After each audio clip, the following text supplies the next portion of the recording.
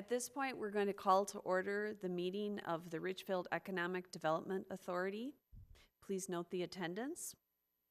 Our first item of business is approval of the minutes of the regular EDA, or Economic Development Authority meeting of August 21st, 2017. So moved. Second. It's been moved and seconded. Are there any questions or clarifications or changes? Hearing none, all in favor of approving the minutes, please say aye. Aye. All opposed? All right, we've approved the minutes. Next, is there a motion to approve the agenda? So moved. Second. It's been moved and seconded to approve the agenda. Are there any questions? All right, hearing none, all in favor of approving the agenda, please say aye. Aye. All opposed? All right, we've approved the agenda. Our next item of business is consideration of the approval of a resolution to accept transferred projects from the Richfield Housing and Redevelopment Authority. Mr. Devich. Thank you, President Supple, because I think that's your title with the EDA. It's President Supple, Yes. correct? Yes. And members of the EDA. All right. This is, and both of these items are pretty much kind of on the housekeeping end, but I'm going to ask John Stark to do a quick summary of what we're doing here with this resolution. Thank you, President Supple and Commissioners. The City Council adopted a resolution on May 9th, 2017, establishing the Richfield Economic Development Authority, or EDA. Since that time, the EDA has approved a 2018 budget that includes funding and administering certain activities that had been funded in the past by either the City of Richfield or the Richfield Housing and Redevelopment Authority.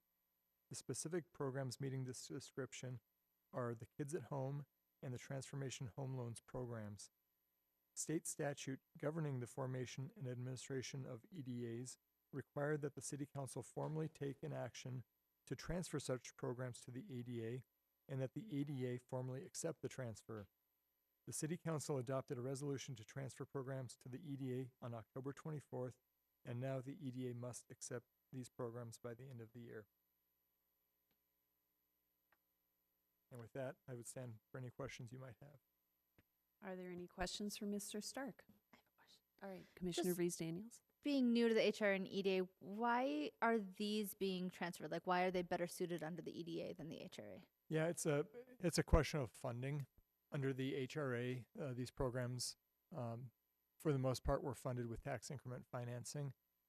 In discussions with the HRA financial consultants and HRA legal counsel, there were some questions about whether that was the best way to use tax increment financing proceeds.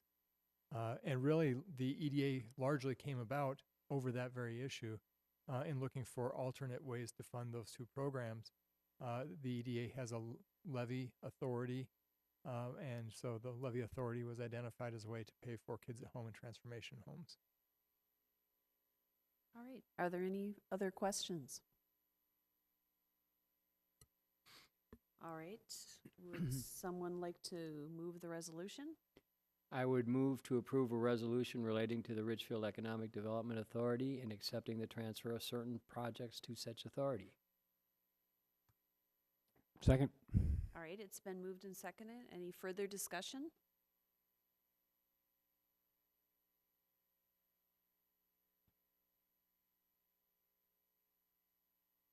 All right, you're okay? All right, all in favor of approving the motion or the resolution, please say aye. Aye. All opposed? All right, we've approved the resolution. Our next item of business this evening is consideration of the approval of revisions to the Transformation Loan Program Guidelines, updating the administration of the program. Mr. Devich. Again, thank you, President Supple, members of the EDA. Another kind of housekeeping item, but I'm going to ask our housing specialist to make that presentation to the EDA. Last year, the Transformation Home Loan Program issued 5 new loans and dispersed payment on 2 2016 loans for a total expenditure of $115,000.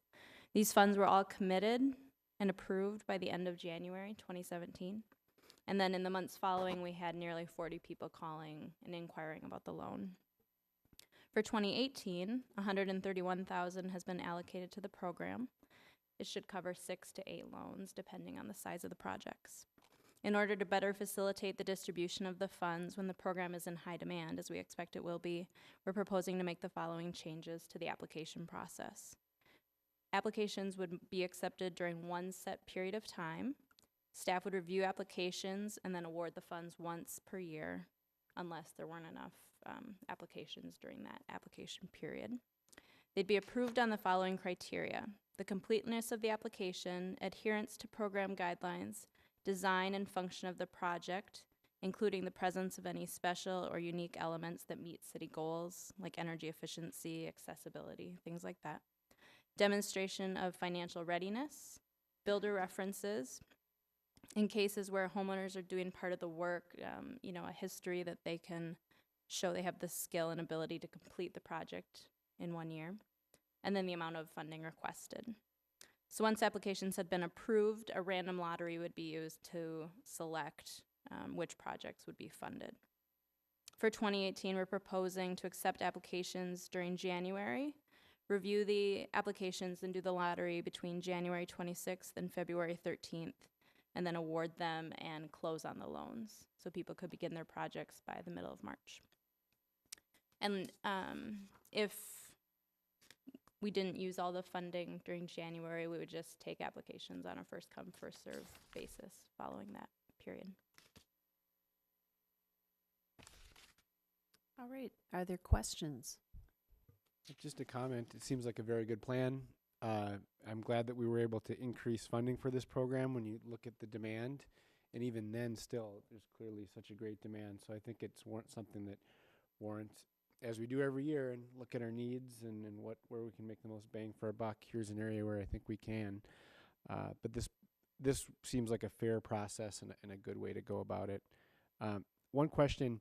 I think we looked at earlier in the year some changes to our Richfield Rediscovered eligibility to look at people that had received a loan in a set amount of time, and really to make sure that this was not being used over and over again, that kind of thing.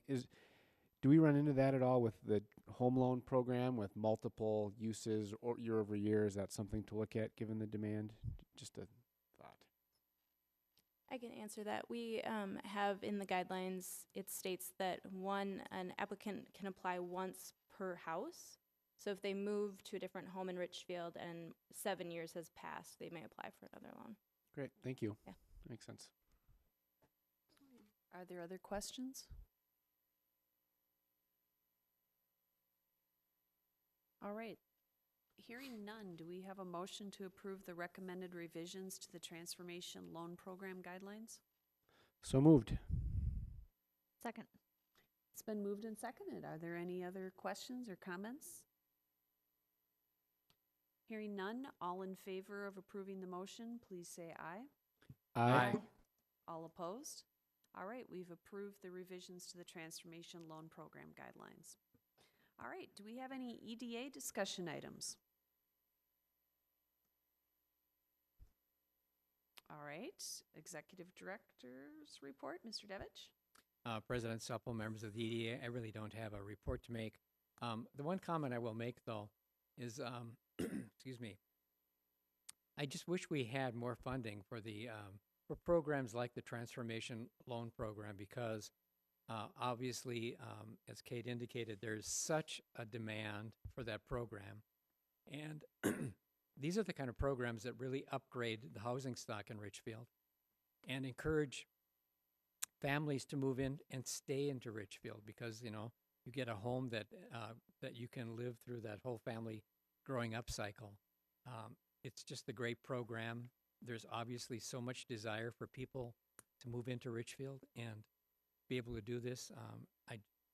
We're always looking, but these are the kind of programs, this and Richfield Rediscovered, that are kind of the bread and butter of how Richfield is transforming itself into a community where people not only want to be, but have the kind of housing that they want and need to make it through their family growing up. Thank you. All right, thank you. Any further comments or any further business? All right, it seems we have completed our business, so the meeting stands adjourned. Thank you.